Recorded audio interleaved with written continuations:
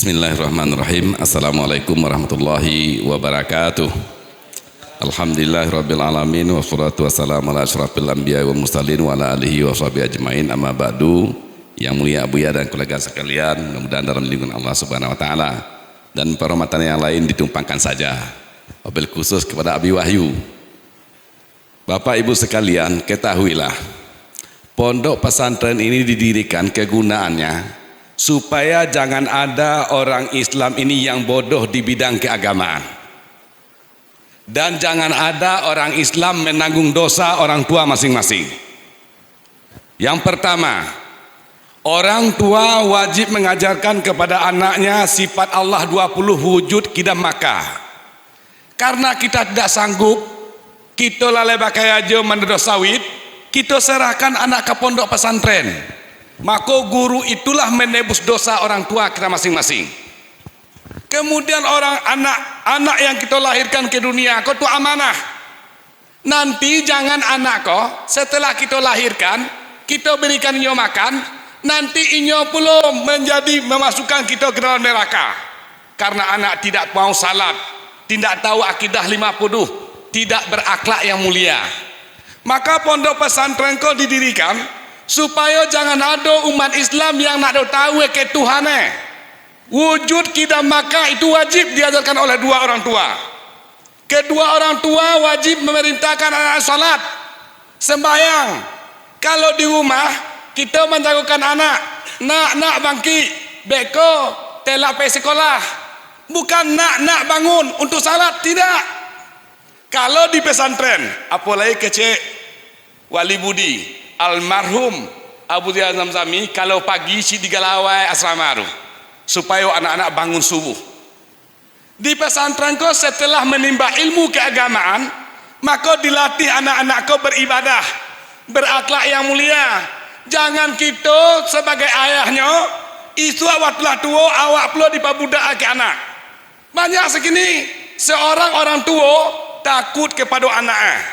Apa kecil anak manggu-angguk orang tua, padahal waktu dilahirkan nyawa tantangannya. Lah gadang anak melawan. Kenapa? Karena anak do akhlak. Mengapa anak do akhlak? Karena anak do diberikan anak ke dalam pondok pesantren. Maka karena demikian, salah satu kegunaan pondok pesantren lain menghilangkan dosa orang kampung.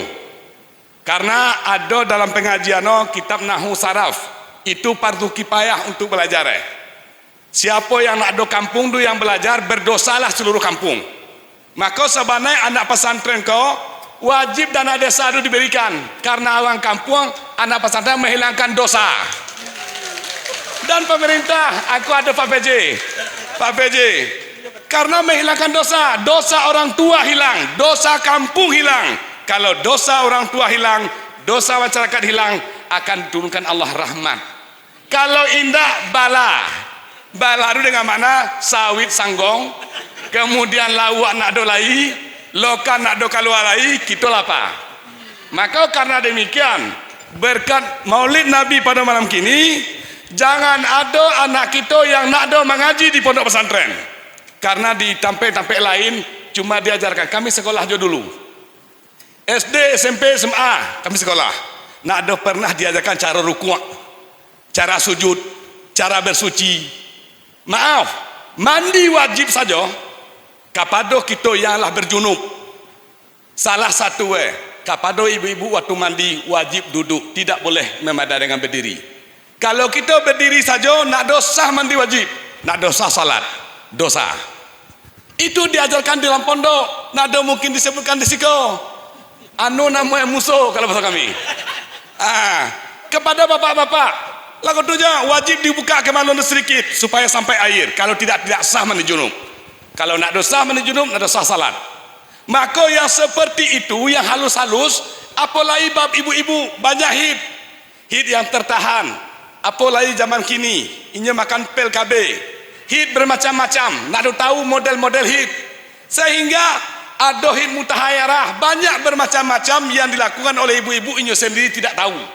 Kenapa? Karena nak mengaji di pondok pesantren. Maka karena demikian besok pagi masuk juga nak pesantren. Kalau indah badoso lah wak. karena anda sanggup memerintahkan anak untuk salat, untuk berakhlak yang mulia yang dididik di pondok pesantren. Sekian demikian. Assalamualaikum warahmatullahi wabarakatuh. Waalaikumsalam.